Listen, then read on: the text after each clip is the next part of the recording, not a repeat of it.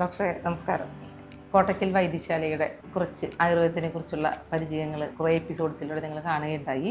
വളരെയധികം ഇൻഫോർമേറ്റീവ് ആയിട്ടുള്ള കാര്യങ്ങളാണ് ഡോക്ടർ ശ്രീകലയും അതുപോലെ ഡോക്ടർ വാനജിയും നമുക്ക് തന്നുകൊണ്ടിരുന്നത്. ഈ കാലഘട്ടത്തിൽ കൊളസ്ട്രോൾ എന്നുള്ള ഒരു രോഗം, അതൊരു രോഗാവസ്ഥയിലേക്ക് കടക്കുന്നതിനും രോഗാവസ്ഥയിലേക്ക് കടന്നതിന് ശേഷവും അത് കഴിഞ്ഞാൽ അതിന് ഒരു സ്ഥായിയായ പ്രതിവിധിയും എന്താണ് ആയുർവേദത്തിലൂടെ എന്ന് നമുക്ക് ഡോക്ടറോട് ചോദിക്കാം. കൊളസ്ട്രോൾ നമുക്ക് ശരീരത്തിൽ, നമ്മുടെ രക്തത്തിൽ അനിവാര്യമായ ഒരു ഘടകം തന്നെയാണ്. ഞരമ്പുകളുടെ ശരിയായ പ്രവർത്തനത്തിന് കൊളസ്ട്രോൾ അത്യാവശ്യമാണ്.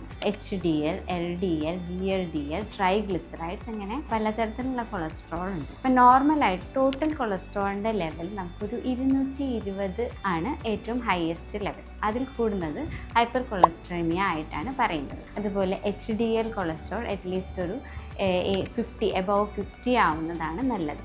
അതിൽ VLDLൻ്റെ കണക്ക് അറ്റ്ലീസ്റ്റ് 150 ആ ഒരു റേഞ്ചിലാണ്. അതുപോലെ ട്രൈഗ്ലിസറൈഡ്സിൻ്റെ അളവും ഒരു 150 ലെവലാണ് വേണ്ടത്. അതിൽ കൂടുതലായാൽ അത് ഹൈപ്പർ കൊളസ്ട്രീമിയ ആയിട്ടാണ് കണക്കാക്കപ്പെടുക. എക്സസൈസുകൾ, സ്ട്രെസ് കൺട്രോൾ മാനേജ്മെൻറ്റ്, ഡയറ്റിൽ എന്തൊക്കെ കാര്യങ്ങളാണ് ഇൻക്ലൂഡ് ചെയ്യേണ്ടത്, എന്തൊക്കെ നമുക്ക് അവോയ്ഡ് ചെയ്യേണ്ടത്, അങ്ങനത്തെ കാര്യങ്ങളൊക്കെ ഇനി ഞാൻ വിശദമായി പറഞ്ഞു തരാം.